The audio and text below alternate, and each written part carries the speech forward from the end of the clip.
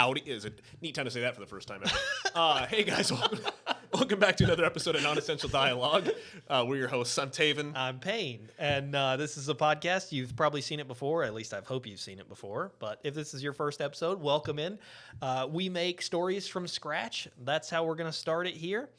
We pull some things from these boxes right here, and that tells us what kind of story we're going to make today. So the first one is the medium, which tells us what kind of story, TV, movie, that kind of thing. He'll open it up, and I'll dig around in here and find one. Television. We're going to make a TV show. The next one we'll pull is genre. This will tell us what kind of TV show we're making, horror movie, that kind of stuff, whatever we're doing. Dig around in here and find one. And belief. And belief for kids. Make a kids TV show. Okay. That's interesting because some of these we typed out and we printed them all off, and then some later we were like writing by hand. So this is our first handwritten one for kids. All right, and then we pulled 2 prompts from this. These 2 prompts have to be in the story at some point. I'm not even going to try to pronounce that one. Hang on, spell it for me. Scheherazade Gambit? S-C-H. Some of these were pulled from writing prompts. S-C-H. E-H. E-H. E-R. E-R. Easy. Easy. A-D. A-D-E. Gambit. Incredible. I can't believe we pull a second one of these things This already. is Googling things and not looking them up first. What? Listen, I looked them up. I looked them up when I put them in there. You can't expect me to remember the name of this one. I'm sure I had to Google this one too when I was cutting them out. I just put it back in here. Like a goober. Oh no. How dare you? Oh no. Oh no. Oh no. It's gone. What did you do? It's gone. Wait, there it is. Look for the longest word. Found it. Hang on. I just a little stir. Okay. Professionals. Amazing. Animal. What is Scheherazade? What is? I'm looking it up. Right? Give me a second. I guess you're going to have a stroke to this, or You're not even talking into your mic. Sit down so you can talk into the mic. All right, fine. I'll roast you from here. If you can, someone has you at their mercy. They could snuff your life out without breaking a sweat. It's a great and there's show. nothing you can do to save yourself, or is there? If you can convince your captor that you're more entertaining alive than dead, then you might be able to persuade them to stay your execution a little bit longer. The classic example is you can't die until you finish the story, song, art project you've just embarked upon. If the villain kills you now, they'll never hear the conclusion, and you're just now starting to get to the good part. Oh, no. Who made all these? Who did this? Why did you put that one in Who there? did this to us? Oh, no. It was me. I did this. Well, okay, cool. So fighting for your life, justifying your right to live. Great kids show. Great for kids show with animals. Dude, This is honestly, Pokemon. This is Pokemon. No. I'm going somewhere else with it. We were just talking about them earlier. See if you can remember our conversation from half an hour ago. What were we just talking about 30 minutes ago that was partially animal, but also a kid's TV show? Digimon? Close. Not really close. Ninja Turtles. Oh, yeah. We were joking about which one had the gun. Yeah. My favorite Ninja Turtle, the one with the gun. This conversation stemmed from we were watching an episode of Pokemon with Armor Rouge and Sarah Ledge. Like, oh man, what would be a cool other form of it? And it was like, oh, the nunchucks or the sai. And it's like, yeah, one with a gun. The one with Which Ninja the Turtle gun. was that? Could be our Ninja Turtles. I mean, kids' TV show. I'm not mad at it. I'm also not mad at it. Okay, but we got to do something other. We can't do sharks because we got street sharks. Can't do Ninja Turtles because we. What was the other one? There were so bunch, many of those shows. I mean, there was gargoyles aren't really animals, but gargoyles.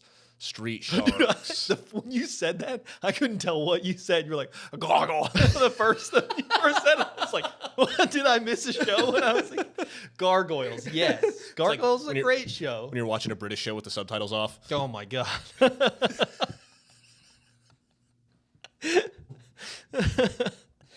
Yeah, but I had a hell of a time watching the British also baking just show. being like half deaf and watching TV shows. I was trying to watch the second season of Severance, and they were in this meeting, and they were all talking really quietly.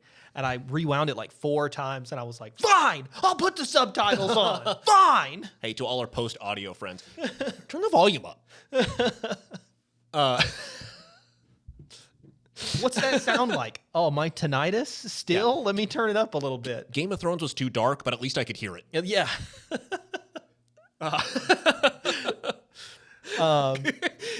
Okay, so yeah, television show for kids. Rob Schneider's Gambit is Rob Schneider.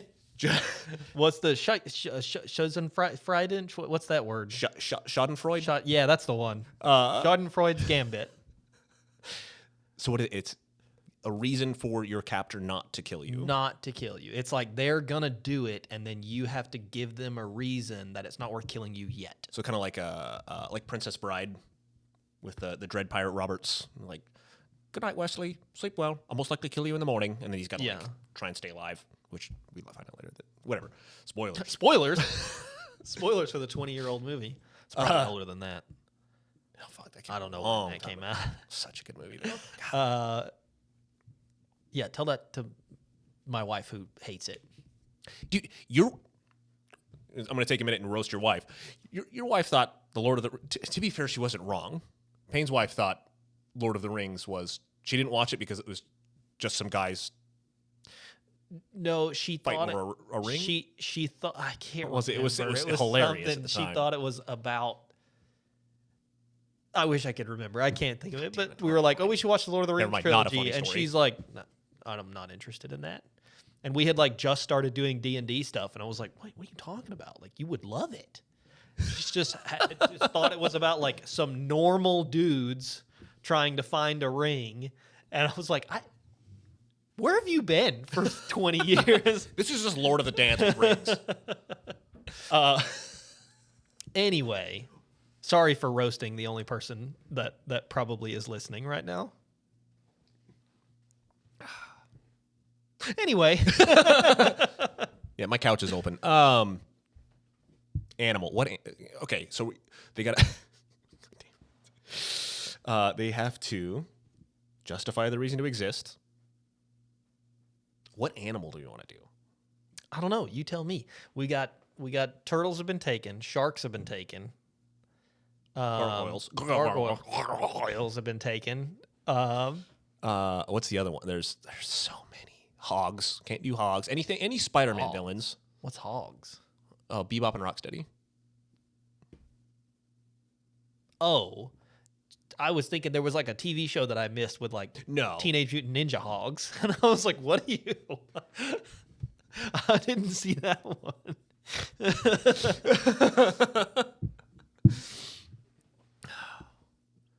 Yeah, I have no idea what would be what's a cool animal? I mean, what's your favorite? Look at Kung Fu Panda. What's your favorite animal? Ravens. That's already a kid's show. It's all Kinku. That's already a kid's show. Kinku is the anthropomorphic. You're not following my joke. What was your joke? I ignored you. That's already a kid's show. That's a Raven.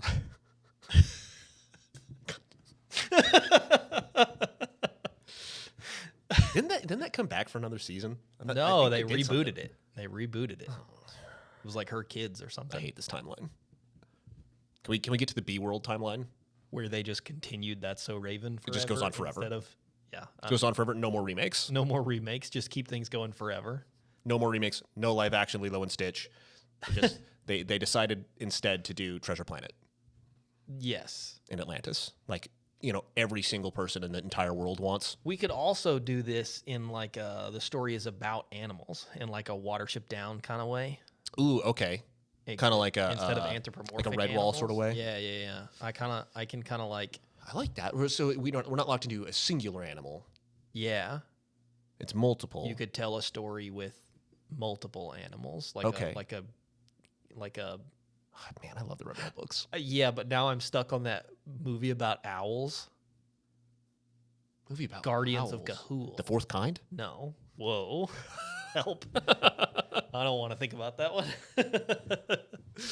Yeah, try living there. The lady with the massive eyes doing the interview. Oh, terrifying. Okay. So it's a whole bunch of animals. Red Wallian. Yeah. What is, again, we got to justify the reason to exist because you hate us and you put this in the bin. Well, it kind of makes me want to almost pull another genre out of there. Do a second genre? Yeah, because like we pulled 4 kids, but like maybe it would help us out if we thought about what kind of genre we want to make. Yeah, but I Is worry it if we like pull adventure, if we pull like horror, it's hard to make a 4 kids Goosebumps.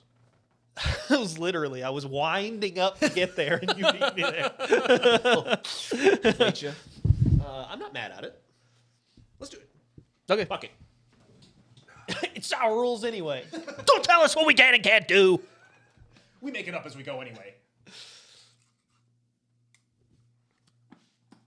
We can't do that one. Trust you. Is it 4 kids? It was something that you should not do with kids. Oh God. Mystery. History. Mystery. Oh no. Okay. Classic. It does. What was that? I don't know. I somehow unplugged and replugged it. Oh, that's because it's falling out. Great. So it doesn't have to be a mystery in the traditional No, sense of it like, could be ooh, like the Batman. what's the red herring? The animated Batman show. Like everything is a mystery. Who's the bad guy? You know? Yeah, It's they solve the crime. It's not like a Knives Out kind of situation, but like a whodunit could be Scooby Doo. You know? Right. Yeah. Yeah. Scooby Doo, but animals. Animals. Also tigers. Turtles. No, we can't do turtles. What? Okay. Okay, so we got that does help though. That points us in a direction. That's great. So we got Schadenfreude, Gambit, Animal, Mystery for kids. That's a TV show. So we've got a collection of animalian characters that are trying to. Okay, are we going to do episodic or serial? I think episodic. Right, every single one's different. Doesn't really matter. You can jump in. You can roughly jump in whenever you want. If you're doing a kid's show, it's hard because the kids don't control when they're in front of the TV and when they're not. Yeah. So like they got to sit down and watch an episode of Spider-Man. It's got to be a whole episode of Spider-Man. You know. See, I agree with you, but also, do you remember being like 10 years old, getting up in the morning to go to school at 6 o'clock in the morning, turn on the TV, and you're like, I've already seen this episode of Power Rangers. I've already seen this episode of Yu-Gi-Oh! I want to watch the next one. What happens next? Sure, but also they probably started showing us Dragon Ball Z before they should have been showing us Dragon Ball Z, and that was too much in the other way because Well, they'd be like, I just watched 8 episodes of him powering up. When do they fight? Maybe in the next one. Nope. Maybe the next one. Yeah, but it gave me something to get up for. Gave me a reason to get out of bed in the morning. I'm imagining 8-year-old you rolling out of bed, smoking a cigarette. Where's my Dragon Ball Z? My black coffee. The only reason I get up in the mornings. Mama, turn on the television. Where's my cigarillos? I gotta see what Goku's doing. One day Gohan's gonna grow up. He'll learn how to dodge. Get one of those coffee T-shirts, but it's like, I'm not awake until I've watched my DBZ. Can we get that shirt? That's our first merch shirt. Makes no sense. Like, What? What is this for? Exactly. it's not essential. It's not essential. I am really digging the animals in an Animal City vibe, but not like Like a Zootopia. not like Zootopia, more like a Redwall kind of thing. Yes. More like a. But it is like Animal Society, yeah, older medieval society. like a little. I do like little medieval fantasy. Maybe it's. We point this in the direction of historical mysteries. So like they're going like Mouse is already a comic book. What? Do you know what mouse is? No. It's MAUS, and it's a mouse telling of World War II Germany. Not that. Not that. Actually, a really incredible comic book. That probably not for children though, I'd imagine. No, no, I think they've gotten in trouble with that a few times. No, what I mean is like, so mystery, and maybe instead of solving an involved mystery, they have to find like relics. So they find like old historical things. So they go around, and maybe it doesn't even have to necessarily take place with the same animals. What if it's like a Jackie Chan Adventures kind of situation? You know how they like in every episode they were hunting for a talisman, and each talisman had its own little power. Yeah. So, Oh, like, dude, is Uncle just an old weasel? That episode for sure. That episode was like, oh, this talisman gives you the power to fly or whatever. Yeah. So they have to do a whole shtick for that episode. Yeah. So maybe something like that, and then the reason nobody's murdering the children. It's just not that kind of show. It's not that kind of show until like the bad guy gets them, and then the bad guy's like, but like every cartoon. No, that's what it is though. Is the bad guy is the boss. The bad guy's the one like you got to go find those things. Because the reason he doesn't stop them is because he's trying to steal the things. Oh, because he's making them do it for him. Either he's making them do it for him, or he knows that the only way he's going to get these objects is if these kids go find them. So he has no reason to eliminate these kids because they're useful to him. They're doing his job for him. Yes, even though he fails to get the item from him at the end of each episode, he doesn't get the talisman or the sword or the shield or the armor or whatever. I think maybe and it goes to the warehouse, Indiana Jones warehouse in Redwall. What if he's like, he's his own bad guy over here, but what if he's also their like Zordon Power Rangers? He's the weird head that's like, Rangers, you have to go get the such and such today, and they go do it, and then he shows up at the end to try and take it from him every time, and they get away from him. It's a different. But like he's the one giving them the information and like telling them to go hunt the thing down, but he's actually the bad guy. Excellent. And this instills in kids' heads question authority. And so sometimes and so sometimes like he has the opportunity to kill them but doesn't. Yeah. And that maybe that's what like slowly over the course of the show is like, I feel like this guy has had ample opportunity to take care of us, but hasn't. And that's what kind of leads them eventually to discovering that their Zordon or whatever is a bad guy. Is the They're big working. Are we the baddies? I kind of like that. I don't know if I'm married to. I'm inclined to like that idea.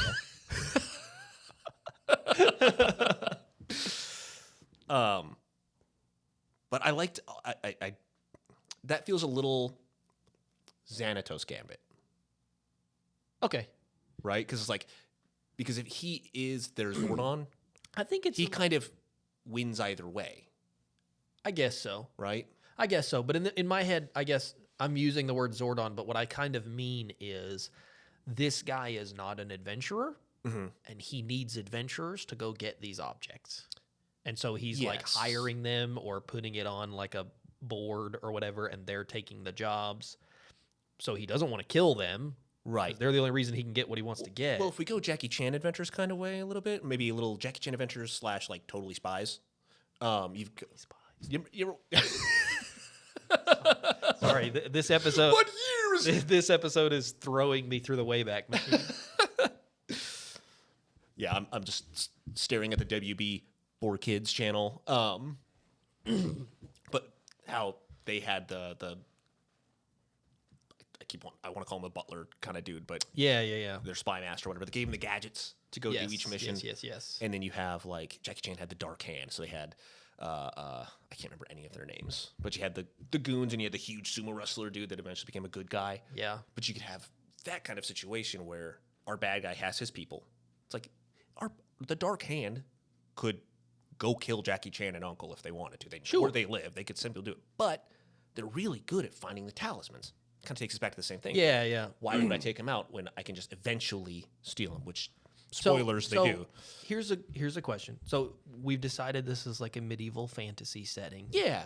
I think it would be cool. Like a high fantasy. I think it would be. Yeah, I think it would be cool to just scale it down so hard. Yes. Like yeah. use Doesn't need to little be animals, huge. and like the entire world is some farmer's land. You know, it's like 20 acres, which to them is massive. You know, you've got the lake at the end of the world, which is just like the pond that the cows drink from, but it's huge. Publicly, what is it? Where it's no longer Winnie the Pooh. Oh, like a 100-acre wood kind of. It could just be the 100-acre wood.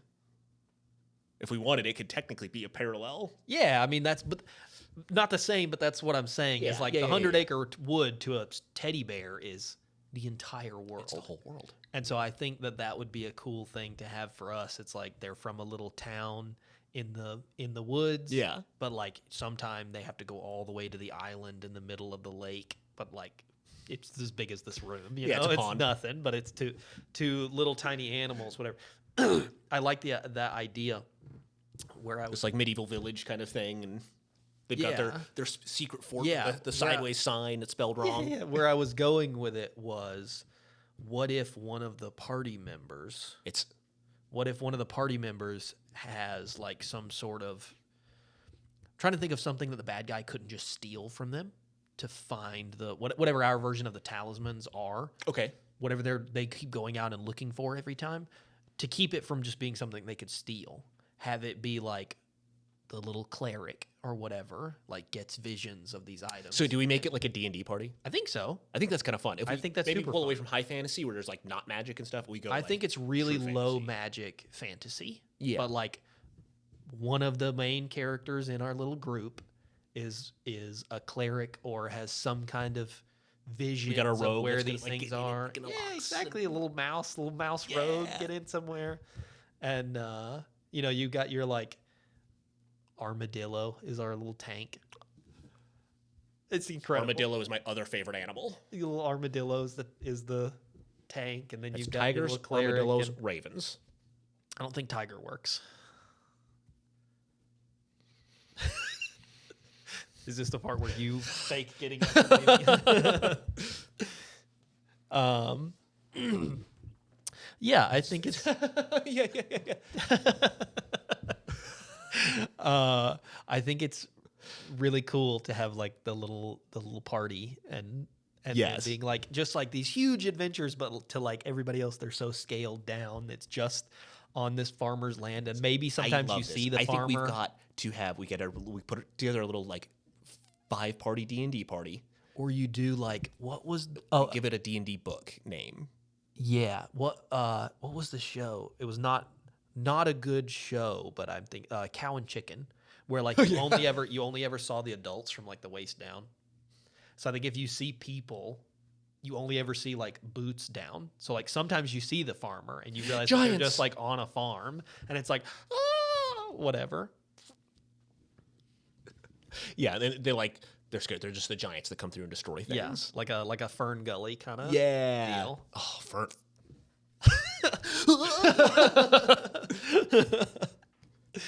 Can the intro for this episode just be the song that the smoke guy sings? Yes, dude, that gets stuck in my head so much. Okay. No, I like this. I really like. Okay, so what are our animals? So I think I like the idea of mouses are rogue. I like the mouse. Armadillos are Armadillo is our like paladin, or you tell me, Ooh, barbarian. paladin or like barbarian, because it's natural armor. it is natural armor. I mean, But I also kind of like the idea of him like painting stuff on the armor so it looks like what's the word I'm looking for? Gilded armor. yeah. Oh. Okay, we'll figure that out. We'll figure, We'll figure armadillo's that- we'll either figure that out barbarian or at some paladin. We need like a Okay, can we have a little raven as the ranger? yes. Flies up, gets in little trees. Yes, the raven the is shiny- definitely a finds the shiny little things. scout, finds the shiny things, obsessed with shiny things. Obsessed with shiny things. The mouse is definitely the rogue, the stealthy rogue. Mouse rogue, armadillo, something, raven ranger. We have our cleric, which should be what should the cleric It's a good little be? healer. What's a good animal that just like takes care of things? Could be a little fox, maybe, or like a. Fox is more cunning. I think. It's true. I think a little fox. I think a fox should be our main character. I think a little fox is cute, and has that vibe of like. Yeah. Okay, fox. I can dig that. Fox is our fighter. What is he? Ooh, fighter would be sick. Because that's your classic like hero. I got the sword. Yes. Or is the fox the cunning paladin?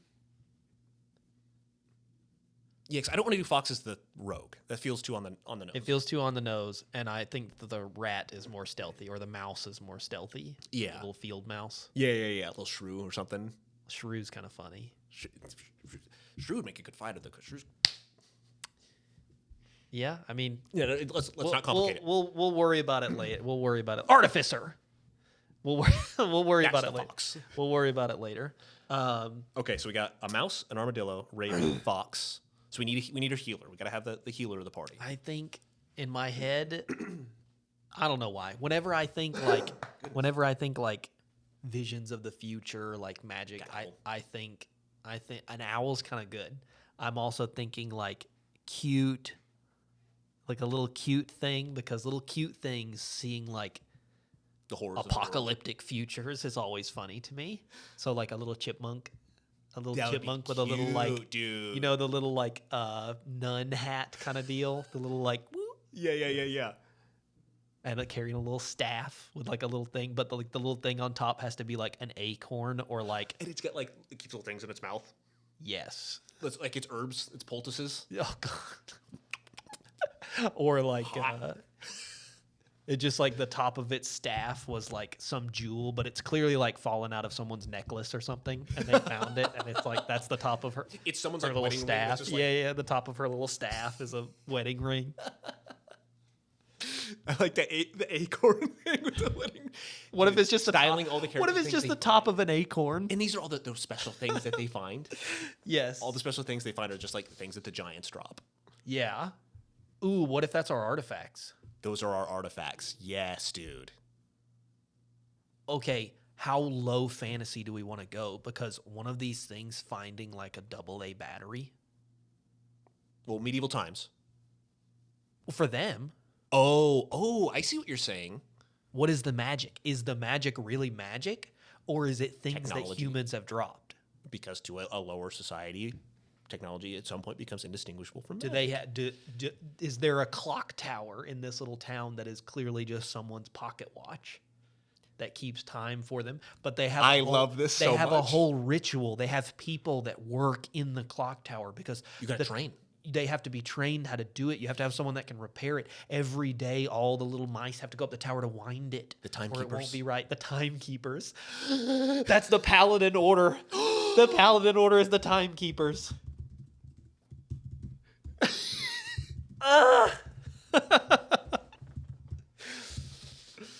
I'm so in love with it. Much more than magic. Yes. Okay, what's our human timeline though? Maybe do like if we want to keep like the pocket watch is such a good thing, maybe it's like 20s. Yeah, but like also finding like a 9-volt battery Would be like finding a would be nuke. like finding a nuclear power plant to them. Yeah. That's true. Because maybe the batteries they use are watch batteries. You know, the little teeny weeny ones. Yeah. The little like, what am I thinking of? The things that I need. Hearing aids. Little hearing aid batteries.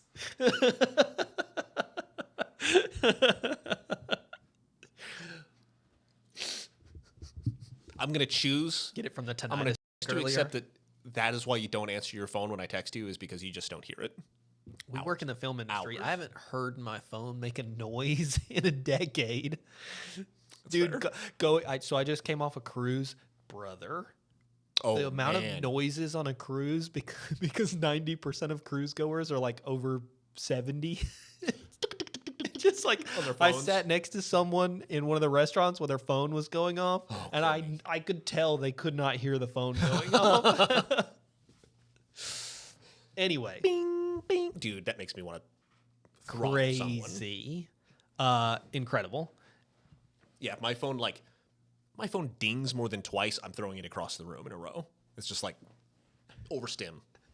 Overstand. I love this. I so much. so much. Okay, so we've got our kind of character break. What do we think for a villain? So our big bad that Badger. kind of Badger's not bad. Badger's not bad, and it's big. That'd be like a big, scary kind of thing. I don't want to do like. Well, I want to stay away from larger animals like bears, I think obviously. there probably aren't any large animals in the story. Well, you tell me. Let me give you some Yeah. options. Do we anthropomorphize these creatures and sort of level out the playing field? So the mouse is like basically sort of the same size as the fox, because our fox right now is huge. Our armadillo is pretty big. Yeah. If they're little, do we shrink them down? I think we And make them all about all the same. uniform size, or do we keep our realistic thing like what we're doing now, and they're on all fours? No, I think we anthropomorphize them a little bit. So that they're all I standing think on all two of legs, yes, but I think because ours are kids, and we adjust the heights. Like, do you want the kids are all kind of roughly the the same. mouse to still be smaller than the rest of them? I think so because it's the rogue. It's the I little thing think that sneaks in. I think you just kind of like normalize it all. Yeah, it's not crazy, but it is. So like a deer would still be really big. Yeah, A badger would still be bigger than them. But I think with whatever you want to do, I think it really is just like, I mean, it doesn't matter where you set it. But for right now, the argument is this story takes place in some farmer's field in U.S. Mm-hmm. So it's like, all right, well, you might have a bear occasionally.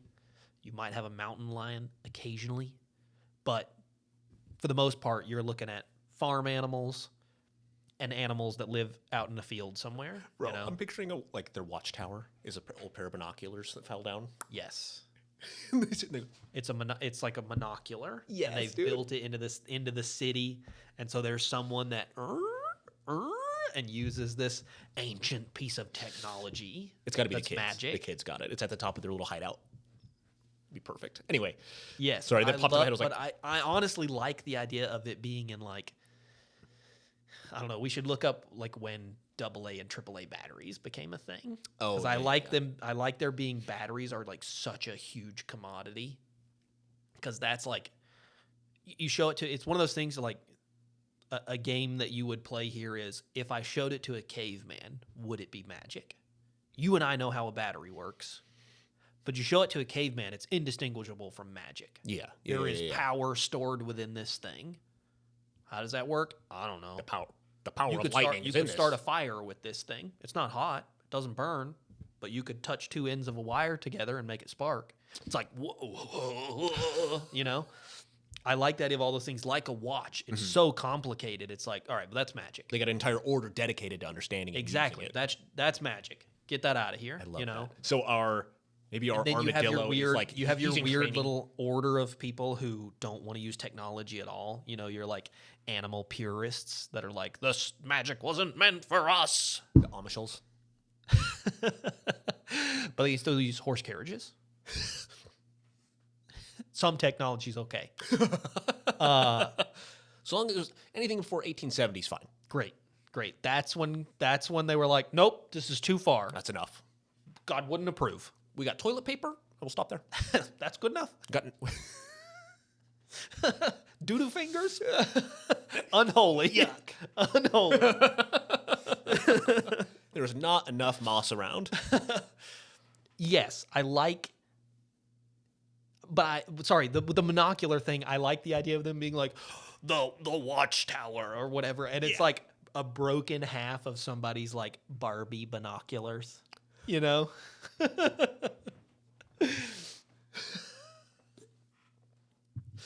They get like one half of a walkie-talkie. They've got like a magnifying glass stuck somewhere that keeps their like flame at the center of their town always burning. Ooh, that's kind of cool. They just cover it. Yeah. Okay. So we got to figure. Do we want to do a badger for the villain? I feel like it's got to be something that's pretty cunning. I don't want to use a fox. I was just making sure everything was. Oh, expecting to see my dog or something. Yeah, we've had some issues. We're a little traumatized. We have a little PTSD of stuff not being recording. Anyway, Yes. So, I mean, I'm not mad at a badger. I think the that's badger. a big. Well, think I like some like classically. So if we don't use an owl for the things, No, what we got to a do big is creepy owl could be good. 'Cause Yes. that's like a wise villain. why know? sneaky thing. What is maybe badger? Maybe our wise creepy owl that is our villain, which I like that. Maybe a a lot. badger is like his numero uno. Yeah, but what's the character? So like Jackie Chan Adventures, Power Rangers, Ninja Turtles. They've always got the thing that starts out as a bad guy and then becomes their friend. Ooh. Then maybe it's like a Robin Hood cartoon. Maybe it's like a Sheriff of Nottingham situation. Maybe that guy's like a bad guy who works for the owl thing, but eventually stops working for the owl and starts helping them out. The or kids whatever. save him or help him do something or whatever, and he's like, "Oh, they're nice." And then a few episodes later, he's like, "Oh." It could be as simple as like this: the owl has control of the sheriff, and he's the sheriff of that Ooh. little town. Yeah, he's like everyone knows who So he the is. They so just the don't know police he's a are bad in his guy. pocket. The police are in his pocket. Well, maybe everybody knows he's a bad guy. Not like a bad guy in that he's a criminal, but like he's a jerk. Yeah, like that guy sucks. He's not a good dude. Yeah.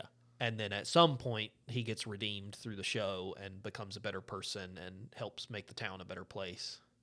Yeah, I kind of dig that. But yeah, that, so but something that means along he doesn't have to be like.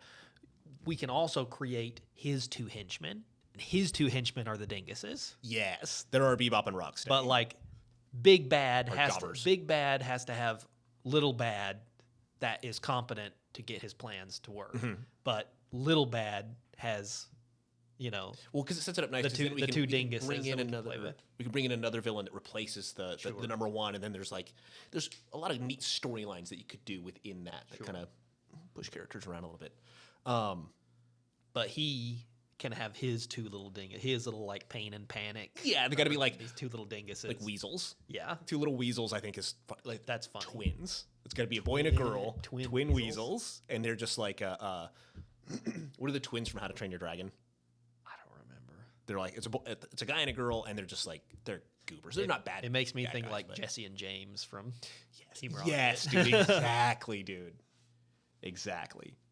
We'll call them the Tweezels. The tweezels.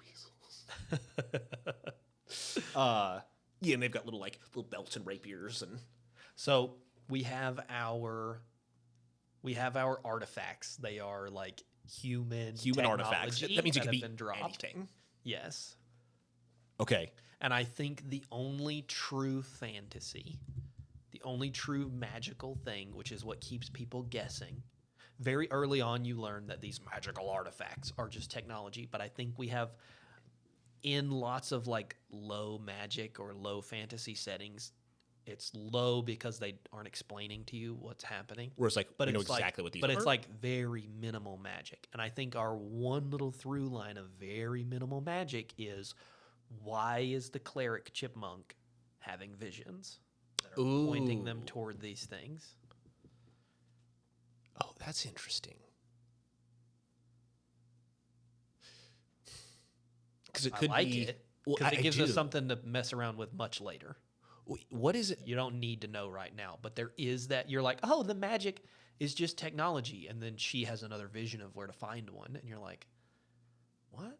Is there an animal that kind of has a draw to electromagnetic fields, I don't know about like a snakes. snakes? I feel like I mean, like sharks and stuff. but, sharks. I want to say bats, but I don't think that's true. I mean, echolocation, but that's not like. Yeah. Should Should our Should little our rogue be a bat? I love that. I love that idea so much. But we already have a raven, so we already have a flying one. That's true.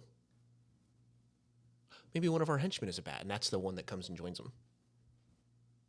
I like the Tweezles, but Yeah, I don't think the Badger would come and join him. I think the Badger would just sort of become like the person who takes care of the city, and yeah, he's an adult. but maybe he has 3 henchmen and 2 are useless and one is good and it's one the is bad. actually good. Yes. Maybe we don't even know. Maybe in the beginning we don't even know the owl exists. We don't know who the big bad is. Ooh, I we like that. assume That's that smart. he's the big bad. So he be has a something to little grow bad. into. He has a little bad, and then that dude has 2 people. Twin weasels. How do you spell weasel? There it is. Twin weasels and a little bat.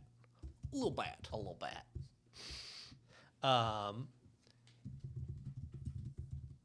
I may have something for the actual magic part Okay. that I don't want to say in the first part. Oh. We'll get to it in the second part.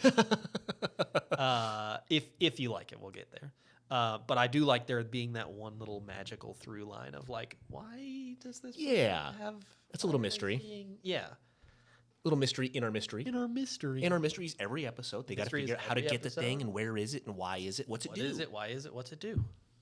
And the bad guy wants it for some other nefarious reason, but you don't know why. Yes. What's the bad guy's Ooh, plan? is our owl an artificer?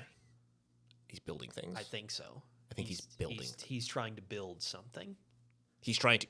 Is it like there were these books? It was around the time. Remember those books? It's not these, but there was the books that had like the cats were the main characters. Yeah. Yes. God, I can't remember what the name of that was. Me either. But there was another series. It was like I think the first book was like Silverwing, but it was bats. Bats were the main characters. Oh, But in the first book, if I remember correctly, it was years ago. I read it last week. It's my favorite. No, I was man. I was probably you read it when you were a kid 10 minutes ago? I was probably 12 or 13, whatever, reading this book. I was like, oh, it's about bats. But anyway, there was like a gargantuan bat that escaped and it hated humans and it wanted to kill the humans or something like that because he was tested on. So maybe that's our owl, is he was tested on in a lab, escapes, and he's the big bad, and he's been around the technology. I was kind of thinking that was. Wants to make I something. was kind of thinking that was actually why the one would have. like to fight back. Ooh, like our Visions? chipmunk was. Maybe she's got a little like under her hat is a little A little antenna or something. little tracking device that like it picks up interference. Yeah. I love it. Is that what you were thinking? Yeah. That's what I was thinking for what the through line of the magic was. Oh, It was like sick minds think alike. kids talking on the like on their radios or whatever. Yeah, dude. Oh man, that's Or like a sick. ham radio or something. And that's what she like. Sometimes is She like could like pick up interference. She could pick up interference. speaking in tongues. Yeah. Okay, I think we've got our characters, we've got our world, we've got our villain. Is there anything we're missing before we go? We take a break and come back for part 2. I don't think so. I mean, we'll name the town, we'll name the characters, and try Yeah. to like solidify them, and then Trying to figure out what our overworld is. well, we have to. It's a TV show, so we're doing the pilot. So we have to That's right. figure out what our pilot is. fun. Yeah, this is sweet. This is awesome. Basically, it's the pilot of every fantasy thing ever. I imagine it's the gang comes together. Yes. Yeah. Or do we want to just They're together in in media different res? ways. They're already a little adventuring party. Well, because you got like, a couple of different ways. You got like Ninja Turtles, they're already together. They're already together. But you've got like Jackie Chan Adventures, and Jade's got to come to town, and Well, then There's the maybe our troubles of the one party coming maybe our one new character joins them. yeah, okay. I kind of like, oh, maybe it's the chipmunk. They're like, oh, we solve mysteries, and she's like, I like mysteries, Yeah. and then she's like, what the hell? What just happened? I think I know where something is. Yeah. Whatever. Okay. Great. So I think it's I guess we're gonna take a little break here. We'll come back for our part 2 or our first draft of the pilot episode of the show, which we will, when we come back, we'll have a name for it. So see you guys in transition. And, hell yeah. All right.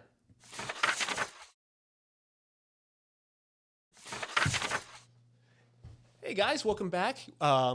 This is the portion of the show where we do the first draft, where we explain and tell the story of this pilot. It is a kids show, animated in the style of like Kubo and the Two Strings, or In like a stop motion. a stop motion Pokemon sort of situation. Concierge. Yeah, Pokemon Concierge kind of thing. Our show is called Hawkshead Holler, and we gotta get into our. It's great. You gotta give it the stylings of the kids' TV show. Yes, it is very much a kids' TV show, but in the kind of like a Avatar: The Last Airbender sort of way. So you watch it, you can start it young. You can start it at 8 and you can watch it and you'll enjoy it. But also, if you're 12, 13, you're going to catch some more stuff than you would if you were a kid. But it can also, adults can watch it. Like it's a kid show. You're going to enjoy it. It's going to have a fun story. And we've done some specific things with this one in sort of an interesting way. It kind of helps us focus things if we pinpoint exactly what something is, like the animation style. Yeah, so we really talked about wanting to do something with this that was a little bit different. So the animation style for one, additionally, like placing the story in a world that is not so commonly done. So we really wanted to focus on kind of more of a Southern culture with this one, give with our accents and our animators and all of those sorts of things. You find a lot of times, especially having the Hicktown accent, that there's not a lot of work for voice actors and such with heavy Southern accents, and it's very difficult to get around and pretend like better. It's not there. Listening to me do other people's me try and pretend to be other people, and you're like, oh, you're that guy, but like with a Southern twang, and you're like, well, so that's not intentional. Oh, it's a swampy French accent. Yeah, it's not supposed to be that. I just can't help that part. Swampy Scotland. Yeah. But to give those people a whole show to reign with, these characters have Southern mannerisms, and a lot of them will have Southern accents. It takes place in a particular place and a particular style that you will see as we get into the bulk of it. Yeah. The actual story proper, sort of. So let's get into the introduction of the first episode of Hawkshead, Holler. The episode will come on with the classic kids show voiceover. If you find yourself chasing the TikTok crick through the many twists and turns of Hawkshead, Holler. And we'll kind of come in up overhead. We got this holler, which is like a space between two mountains, kind of like a valley in a way. And we come up down here. We see this big valley. We see this creek that runs through it. We kind of dive down. We get into the woods and we start kind of chasing this creek. Says the many twists and turns of the Hawkshead Holler. Keep trudging east past the rusted out Model T for a few spells. Yeah, so we'll hit this Model T. The hood's all propped up and it's damaged. It ain't going anywhere. It's been in the woods rusted, for a trees long falling time. on it, and we'll come through and we'll pass through these doors. We'll pass up through the window, past the rusted out Model T for a few spells, and you'll find yourself in the curious town of Varmaville. Varmaville. So Varmaville is the home of all of these little animalian characters, and you've got on one side you've got this massive tower that's kind of like the central.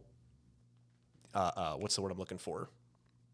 Iconic. Yeah, it's like the iconic structure of this structure town. Is the word I was struggling with. Thank you. This iconic structure of our town, which is the watchtower, which has a stopwatch, kind of nestled into the face of it, and above this tower is kind of like a broken off kid's set of binoculars, a monocular. Yeah, at this like point. Clearly some broken piece of binocular binocular that is now a monocular that's sitting on top of this like Big Ben-esque structure in this little town full of animals. And we'll carry into our town and we'll come to this tower, and as our introductory narration ends, we will kind of go through the glass that will point us and direct us to where the story begins. It follows that tower up and then into the monocular and points in the direction. It says, the curious town of Varmaville, where you don't have to look too far for your next adventure. We pew through the glass to our adventurers that are running from a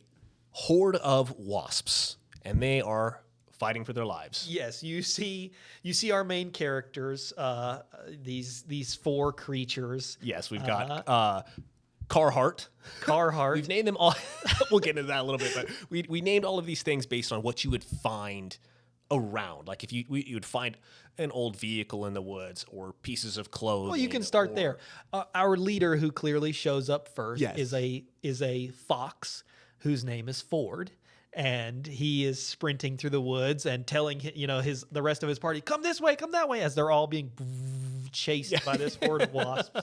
They're trying to escape them. You see the fox, Ford. You see the armadillo, DeWalt, or as they call him, Dewey. Just, run out tools that you would find out in the woods, or a burned out car that you would find in the woods. Like, they all have names like that. We have our barbarian-esque little mouse who's got this big club named Tarj. Tarj, we'll tell you why his name is like that later. And then we've got our Raven Rogue, Carhartt. Carhartt is great. I love it. So our 4 adventurers are sprinting their way through this forest in the woods, running away from these wasps, and they're trying to, you can see them fending them off, and they're fighting, swatting with their shield or their sword, and Carhartt shooting the bow Flying at them, trying to take them out while he's flying around, and eventually they kind of barrel out of these like thorny shrubs or whatever and into an open ground. Seems like maybe this is the tree line stops here. They kind of burst out of it and go tumbling over each other into this open area. And you see all the wasps that were chasing them very heavily get to the edge of that tree line and they stop. Oh, yeah. And they go, that's weird. And they look around and they begin to like buzz backwards into the thing. So as our characters are like, hey, we escaped. All right. And they turn around and they cars, boom, boom, they're whipping by, and they have come across what is there. No one's allowed to cross it. No one's allowed to go there, and it's a 4-lane road or four-lane road with a median. Couldn't get my fingers to work right. And this is called amongst the animals. Yeah, well, I think that Dewey would probably be the one turned around looking at them. So you've got like all your other characters looking at the tree line and Dewey looking back at them, and Dewey the armadillo sticks up, and you realize that his voice doesn't quite match his bravado, and he's got pale as an armadillo can get. Yeah, he looks up and he's like, "Oh no, guys, it's the Black Plateau."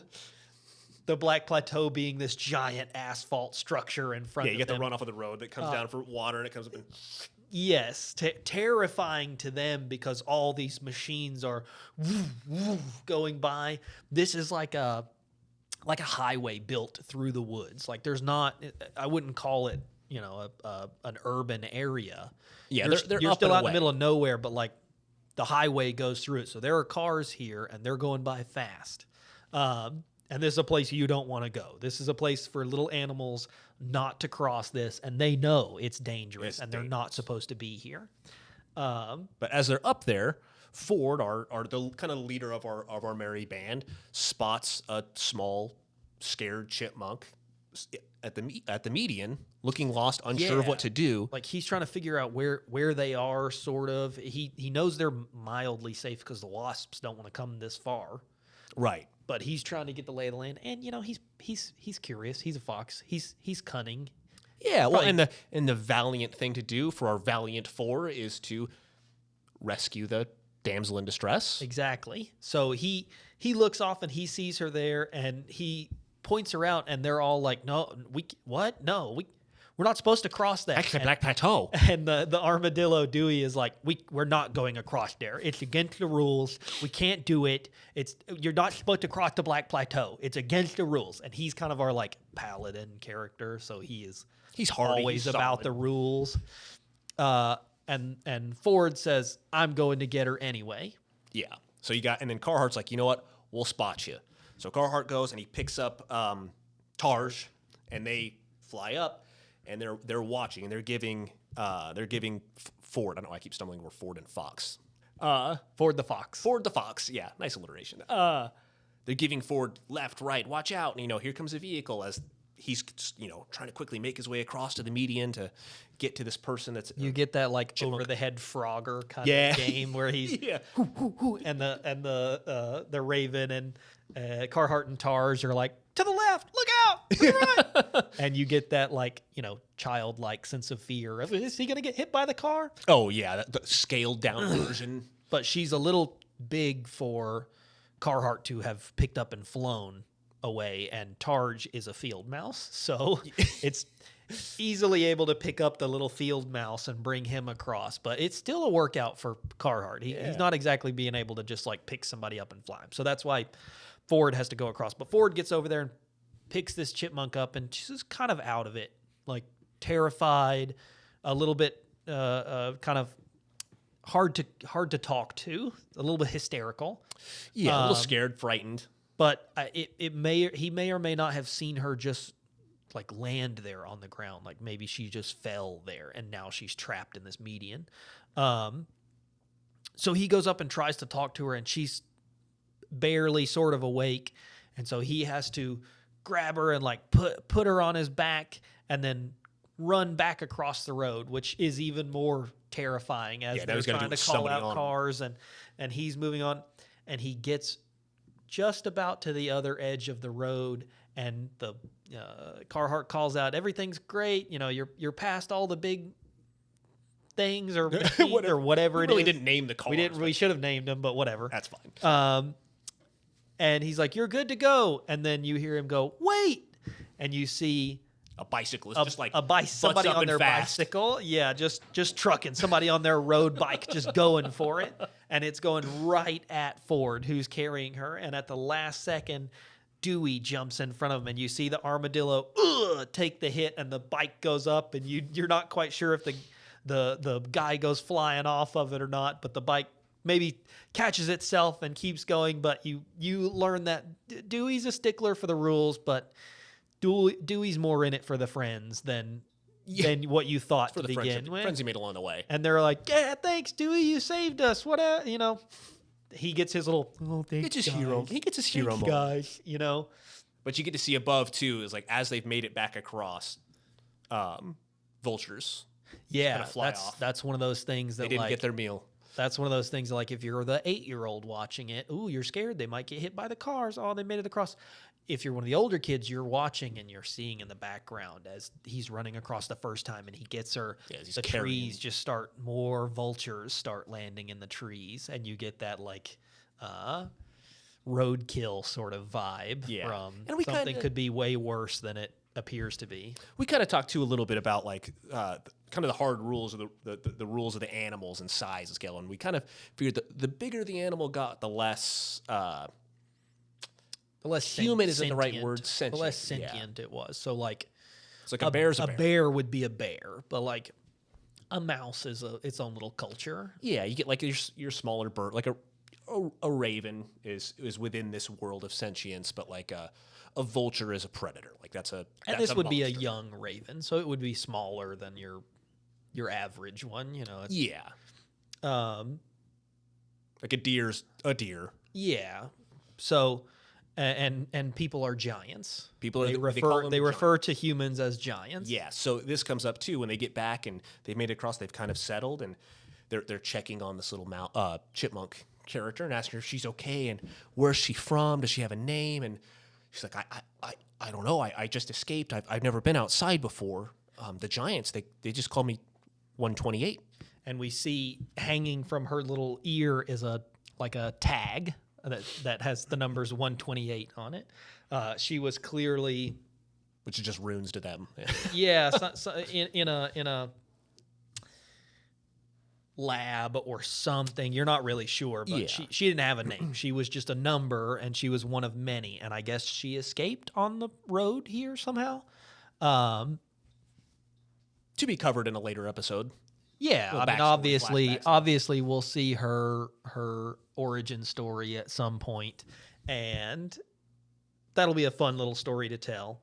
But so they're talking to her, and they're trying to, like, where are you from? What's your name? And she's, well, they just called me 128, and I've never really been outside before. And at this point, you see her like look up at the trees, and it's like, being inside a room her whole life to being in the woods, terrifying. She's been in a cage, she's been in a truck, but she's never actually been outside. Yeah.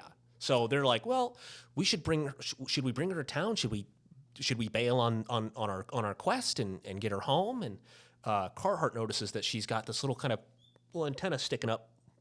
Yeah, they're all having that conversation of like, should we go home? Should we go back to town? Should we whatever? Yeah. And Ford is very much like, we need to finish the mission. And like he said, that's when Carhartt notices the little antenna on her. Yeah. And we see that she has some sort of like chip or antenna or something attached to her. Some sort of implant. Some sort of implant that was probably part of the lab or wherever it was that she came from that they were testing. And Carhartt kind of like, Carhartt she's a notices cleric. Yeah, Carhartt notices it and is like, she's a cleric.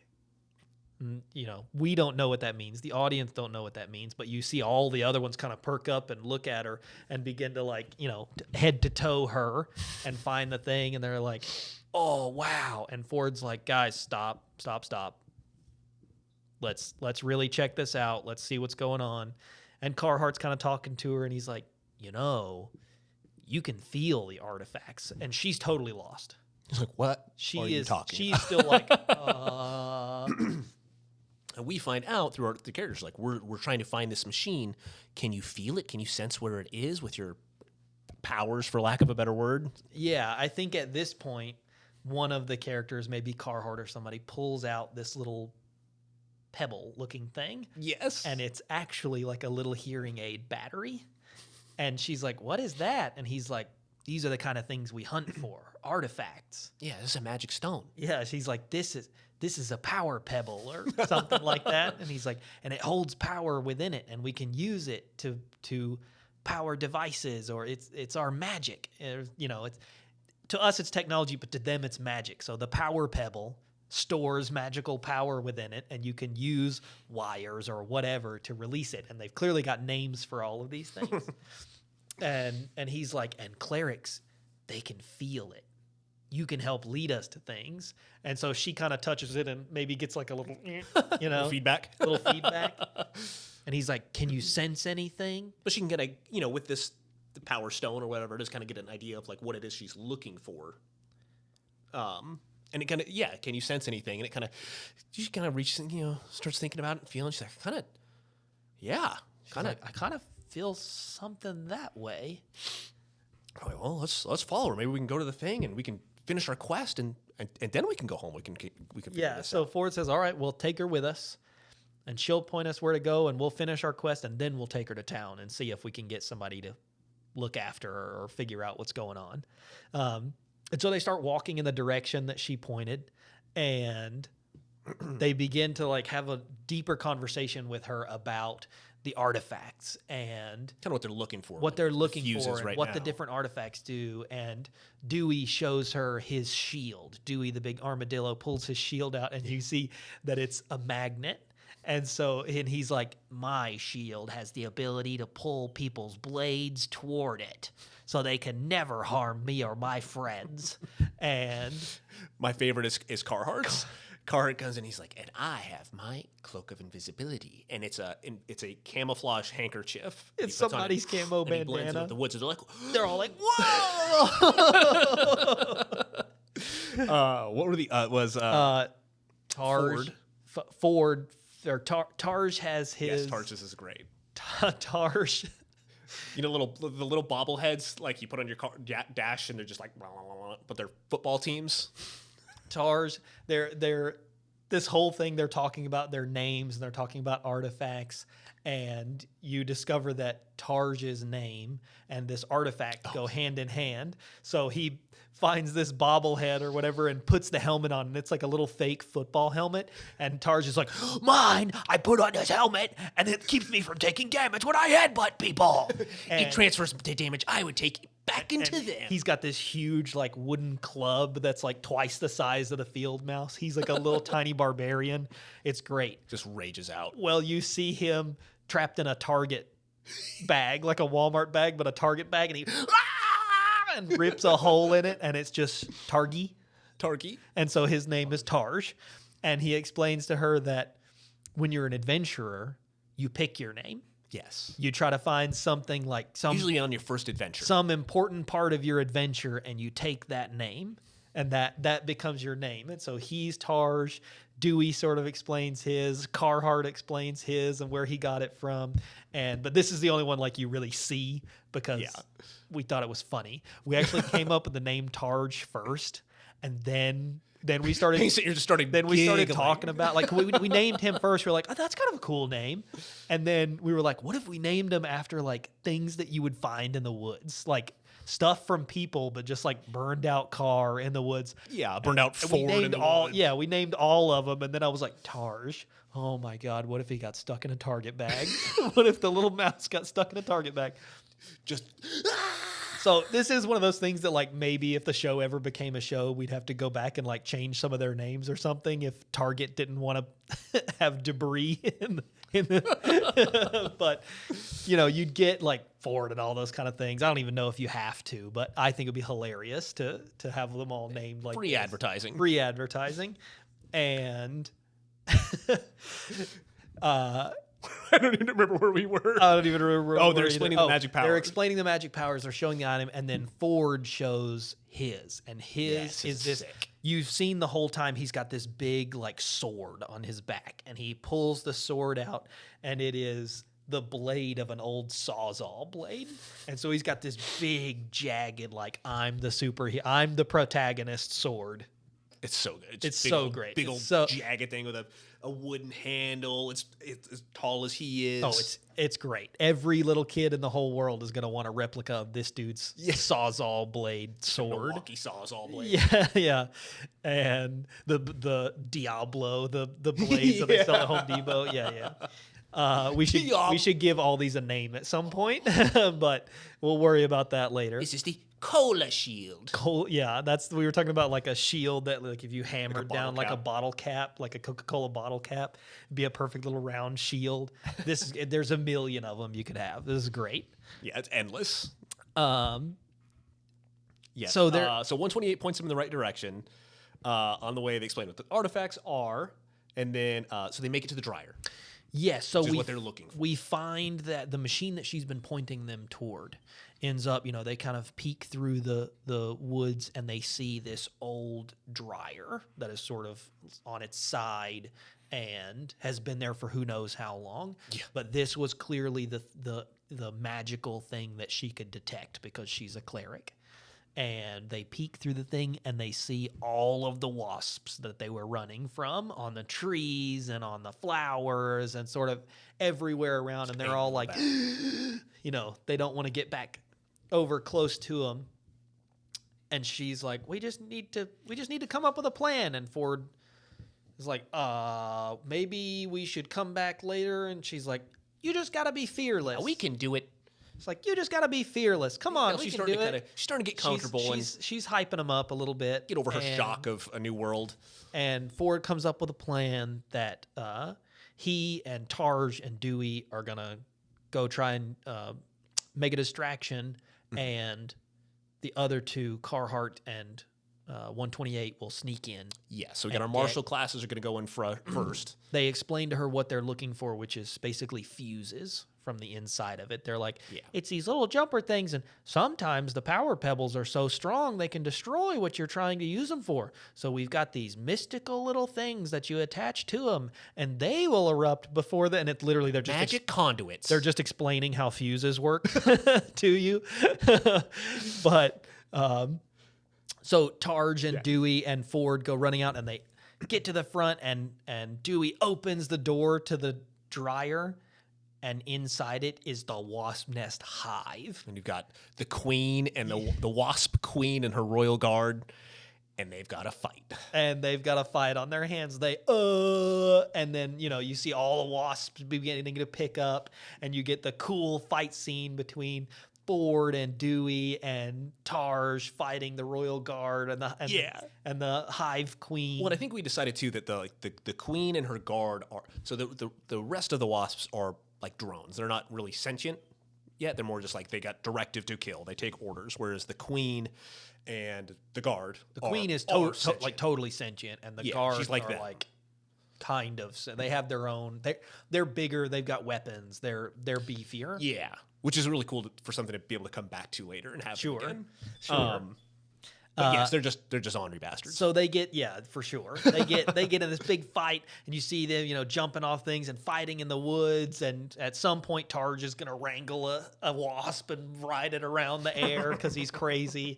And you get a whole bunch of fun. And while they're doing that, Carhartt and 128 sneak in, and they're going through, like going into the back panel of the dryer, and the Rogue has to kind of sneak in and disarm some stuff, get his beak in there. Oh, perfect beak for the the little fuse pullers. Fuse out. He's perfect.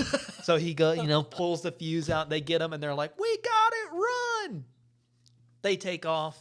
And are able to slam the door defeat back on the the queen. dryer. Yeah. Dewey slams the door on the dryer on the queen, and you hear him it sounds like the dryer is on because it's the wasp is inside it trying to get out, and they take off running.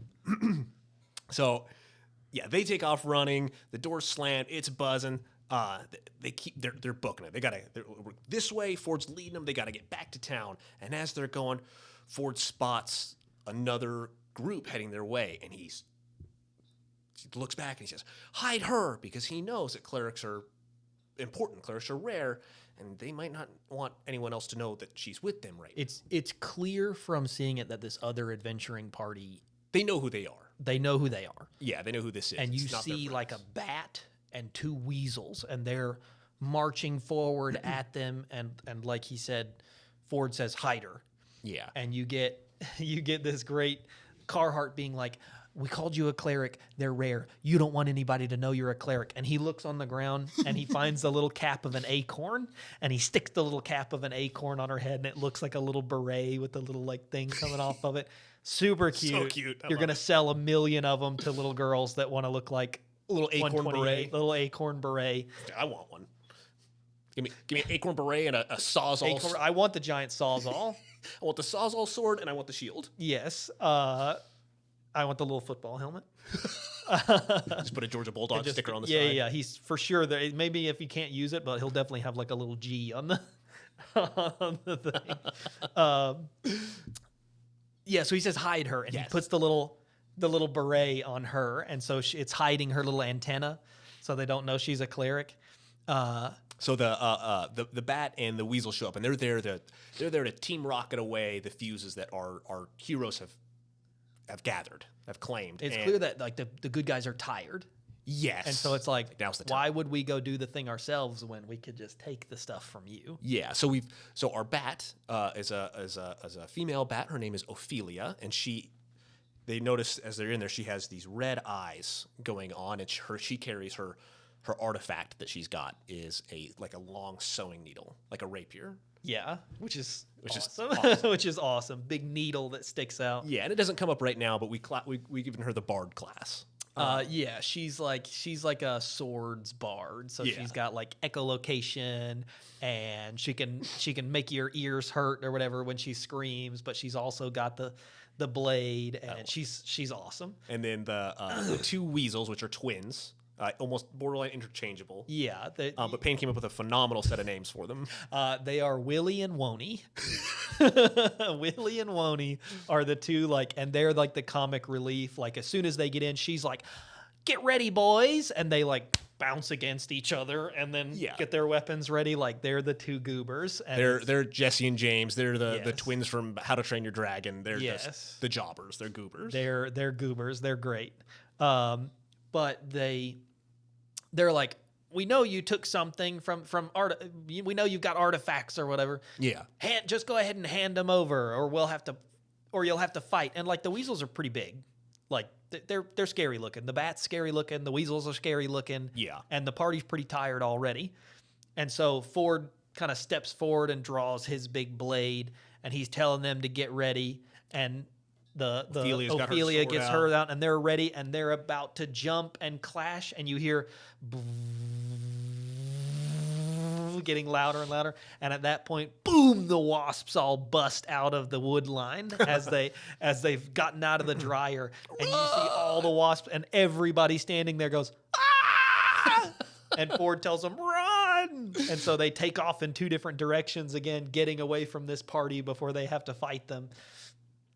And we at that point, escape. kind of they escape. Yeah. And We're not going to sit on another wasps fight. no. And burn through our budget. Running away. Yeah, they're running away again.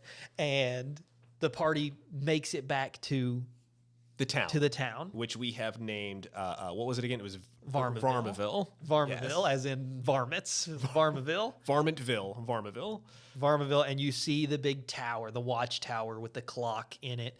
And as they're kind of walking up to it, they're telling her, "Oh, we got these fuses, or these, I don't know what we'll call them. We should have named those. We should have named those. We should have named those as well. I didn't think there were so many things we were naming. We stopped and got lunch. We were having so much fun. We got lunch. This has been an incredibly fun one. I love this place. And so they'll have the fuses or whatever for the watchtower. They needed them for the clocks. And the timekeepers, they study them and put them together, and they come into town, and you see the sheriff, the Badger that we had talked about in the first half, comes in and is like, "Welcome back to town." Yes, the Badger is Sheriff Ferguson. Sheriff Ferguson's like, "Welcome back to town, Valiant 4." And, they come in and they say hey to him, and they continue on, and they're like, "Come on, we'll show you the guild hall." And 128 goes in with them, and they see the inside of this guild hall, which is kind of where they take adventures. And there's a little board in the corner that's got like quests pinned up to it. And you can tell like this is where these guys frequent, and this is where they got their mission that they went on today. And they turn it into the guild hall guy. And the guild hall guy is Slingshot. Slingshot. He's a super old, used to be an adventurer until it took an arrow to the knee kind of guy. Yeah. Is an old parakeet named Slingshot. Parakeet. He's got the little balding spots where like the feathers haven't grown back. And he hands him they hand him the quest and the fuses, and he's like, "Oh, good job." And it'll sign. And so he signs the thing and kind of hands them the money back from their little quest. And they're like, "Yeah, and we picked up a new party member." He's like, "Oh, well, she has to be registered if she's going to be in the guild." And he, digs through some paperwork and finds it and hands her like a little clipboard with a thing. And you see it's the Valiant 4 listed at the top of it. And it's got their names underneath. It's got DeWalt, Carhartt, Targe, Ford, and then a little blank under it. And for her to fill in. And she goes, "I don't have a name." And the others are like, "That's adventurers get their name. We told you, adventurers get their name from everything. You get to pick one." And she goes, And you see a flashback of the dryer that they got in her first adventure that they went through. And she goes, "I like this one." And she writes it, and the parakeet takes it back, and he goes, "Maytag. That's a pretty name." And so she chooses the name Maytag after the company that the dryer is. Maytag, that's a good name. Maytag's a good She's name. like, "Thank you, but it does. We are called the Valiant 4, but there's 5 of us now." And in a callback to, he's like, "Well, I think maybe it's the parakeet that's like, well, Valiant 4, you got 5 members." That's what we settled on. And Ford's like, "We'll change it," and takes the thing back from her and scribbles it out and remembers when they were about to be too scared to go back and fight the wasps, and she told him that they just needed to be fearless. And he goes, "How about the Fearless 5?" and hands it back to him. So they've got their party name, the Fearless 5, and they're like, "Well, glad to meet you, Maytag. Stick around with us, and we'll be the best adventuring party in town." And then that kind of takes us out of our main story. We kind of fade to black. And then we come back we see Ophelia and the Weasels, and they're oddly enough in front of the sheriff, cowing, sullen, and they kind of slink into that building. Yeah, and they are reprimanded by the sheriff for and failing to retrieve. The sheriff's like, "I saw the Valiant 4 come back, and they still had everything they were doing. You guys couldn't take anything from a bunch of..." And they're like, "Oh, they were a little stronger than we thought they would. And the wasps got in the way." And he's like, "There shouldn't be an excuse for that. How are we ever supposed to get what we need?" And kind of like kicks them out of the building. Yeah, and then Sheriff Ferguson, then once they're out, he closes the door and turns around. He walks into the back room, and this kind of shadowy figure from the back goes, "Who goes there?" And we just kind of see the outline of this strange figure, and Ferguson's like, "Well, that mission failed, but we won't fail again. We'll get them next time." And the figure's like, "You better not." And that's where we end our pilot. Our pilot episode, Maytag. Maytag is the name of the first episode. And that's the pilot for Hawkshead, Holler. We had a couple of other episodes that we wanted to do too, because as we were going through, we were like, oh man, that would be a sick episode. We came up with, what was it, the Black Plateau. Oh yeah, so we have like, at some point maybe the Bat becomes a good guy. Yes, you redeem her. There's always like the Power Ranger episode, there's like, or when Zuko switches sides. You tell the parakeet story, Slingshot. You go back and tell his, but then we had like, at some point we'll tell this, but like the way we kind of have an arc for the story of where it's gonna go, but at some point you get like where they have to go farther than any adventuring party that's what it was. ever gone before, and they have to cross the road. And so you get that episode of them like, that Lord of the Rings, like you may never come back to the Shire. You may die on this mission, and you got to go farther than anyone's ever gone. You have to go beyond the Black Plateau, which was sick. Which is such an awesome name for when they eventually have to go past the road. We thought of this idea where they have to go and they meet like this village of birds that kind of we still hadn't figured out what the type of bird is, but it's like they make build their like nest a little out of mud huts, nest in the trees, and so there'd be a bunch of those. Yeah, but it's like this kind of aerial village, and then they make a deal with them, and then they are flown to their destination. In roasting Lord of the Rings, we would just have the birds fly them to the end. in much to just piss my wife off when she watches this episode. They're gonna fly to the end, and then they're gonna go, birds. Man, imagine if we'd walked. Yeah, one of us could have sprained an ankle. That I love this I need universe this show so bad. This is awesome. But yeah, so I think that kind of wraps up our first draft. But if you guys have a favorite character, if you have a favorite or anything character, like that, or a good idea for an artifact, I want to. I think if you get in the comments and give us an artifact, what normal everyday item would appear as magical to one of these little creatures. I love the magnetic shield. It's just a magnet, but like if you're fighting someone else that has a blade, it pulls their blade to your shield. Like what better for a tanky armadillo than to have a shield that pulls people's blades into it? Like what everyday item could you 100% see being a magical artifact? What everyday item could creatures? Be? Everyday item could be just extraordinary. And that's like, it's a fantasy show. We know it's technology, but to them, explaining a magnet to a caveman, it's like that. It's magic. She's a cleric. I love it. Or what other just like the binocular is the like binocular the is great. The watchtower, having a watch and the binocular being a watchtower. Shit like that. Let us know what you think. Amazing. Come up with. We'd love to hear it. Please like the video, subscribe. Yes, please, for the love of God. Share it with people. Come on, share it with people. I'm telling you right now, share it with people. Tell your friends. There's a little arrow. Click that. It says share. Copy the link. Paste it in your Facebook. Post it on Instagram. Share it. Put it on your. We're begging, please, every little bit. Put it on your Facebook. Put it on your Instagram. Put it on your OnlyFans. Get people. Also, though, we do have now, if you wanted to go check it out, we have a Reddit page. We do have a subreddit. We also have a Discord channel for people to talk about it in. I know there's a lot of people are like texting about it, but we're trying to make places for people to come together and have a conversation and isolated talk about those things. So if you're curious, please by all means go check those out. And so we'll have those listed in the description. Hopefully you can go at least click on follow the page and get the numbers up there.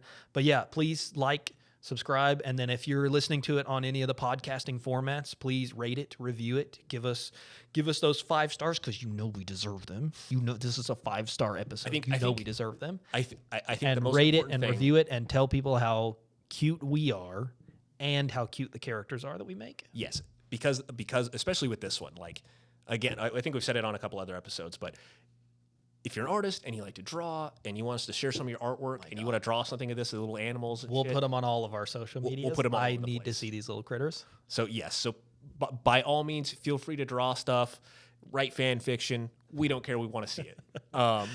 Thank you guys so much, and we are going to see you next time. Thanks for listening to a lot of non-essential dialogue. Yes. See you next time.